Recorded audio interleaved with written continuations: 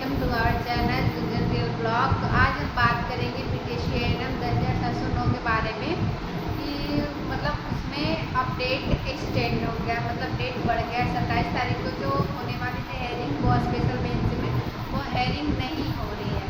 तो मतलब क्यों नहीं हेयरिंग हो रही है, तो दोनों अब तो मतलब मैं पहले एक वीडियो बनाई थी जिसमें मैं बोली थी कि मतलब इसमें मिलाने के लिए दोनों गार्जियन अगर दोनों मीटिंग अटेंड करेंगे तो गार्जियन से ही संभव है कि ये दोनों मिल पाएगा ग्रुप। और फाइनली ऐसा हुआ कि अब दोनों ग्रुप मिल गए हैं। तो दोनों ग्रुप के सहमति से हुआ है कि हम मतलब इतना जल्दी में अपना ये हेयरिंग क्यों करवाएं। जब कोर्ट खुल जाएगा, गर्मी की छुट्टी खत्म हो जाएगी, तो नॉर्मल जैसे सब केस की हेयरिंग होती है वैसे हम करवाएंगे और दोनों ग्रुप मिल के एक अच्छे वकील रखेंगे। ऐसे पहले क्या था कि दो अलग अलग ग्रुप था, तो दो अलग अलग ग्रुप में दो वकील रखने के लिए अब पैसे भी कम पड़ रहे थे। तो अब दोनों ग्रुप मिल गए हैं, तो फाइनली अब मेरे ख्याल से लगता है अच्छा ही न्यूज आएगा। और देर मतलब अच्छे से आए, देर से आए, लेकिन हम लोगों के फेवर में आए।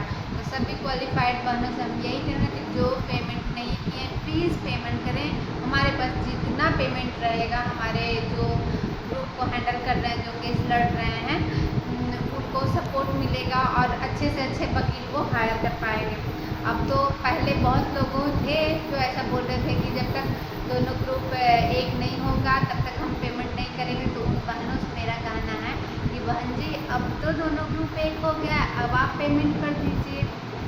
अब तो आपको भरोसा हो ही गया होगा कि हाँ दोनों ग्रुप एक साथ होकर लड़ रहा है।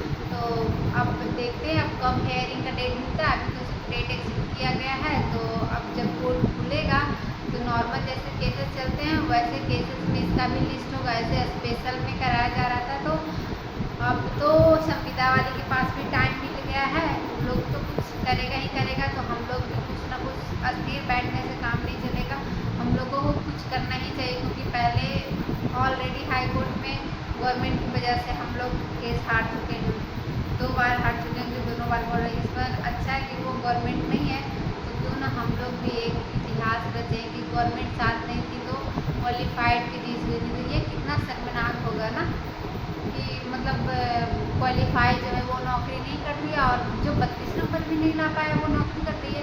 और जो संविदा सिस्टर बोल रही हैं कि हम लोग जॉब कर रहे हैं, तो ऐसे बहुत सारे संविदा सिस्टर हैं जो कि मतलब ड्यूटी करते हुए वो भी क्वालिफाई की हैं। तो वो कहाँ से क्वालिफाई की हैं? और ऐसा भी नहीं था कि क्वेश्चन कुछ अलग था। और हमको संविदा लोगों से भी प्रॉब्लम नहीं है।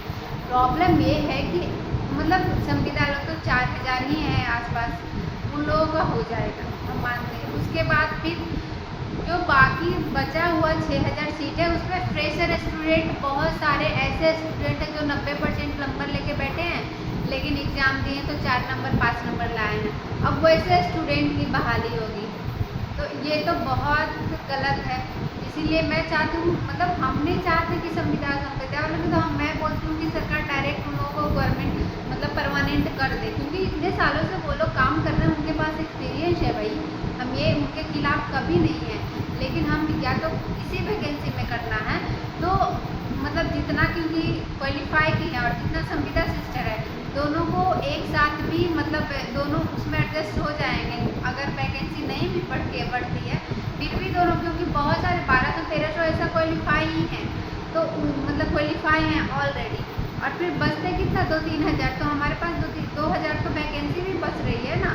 मिला जुला के मतलब सबका हो जाएगा अगर सरकार करना चाहे तो, या कोर्ट भी ऐसा कुछ डिसीजन दे कि नहीं आप दोनों को रख ले लीजिए, क्योंकि मतलब मैनेज करके तो ये दोनों को हो जाएगा। लेकिन अभी पता नहीं 2018 नियमावली 18 नियमावली, यार समझो अब हर मतलब एक चपरासी की भी नौकरी करने के लिए आप एग्ज़ाम दे रहे हैं, एग्ज़ाम देना पड़ रहा है, एक एक नहीं 2-2 एग्ज़ाम देना है। ये तो बस सिर्फ मतलब ये तो मतलब आप क्या समझ रहे हैं, किसी की लाइफ से आपके मतलब ये स्वास्थ्य विभाग की नौकरी, इसमें तो एग्ज़ाम होना कंपलसरी होना ही चाहिए।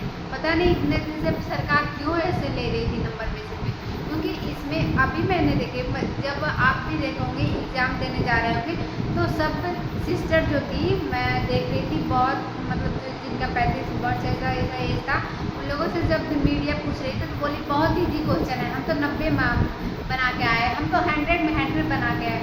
तो भाई 100 में 100 बना के आए थे तो ये नंबर कहाँ गया आपका 100 में 100?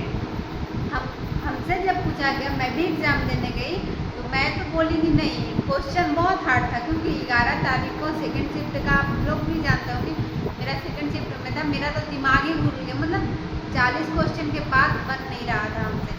मतलब 20 क्वेश्चन में घीस तीर के मतलब ऐसे क्यों, मतलब वो लोग को सोच के कि वो लोग तो 90 100 ऐसा बनाएंगे तो मैं 40 में मेरा कैसे होगा।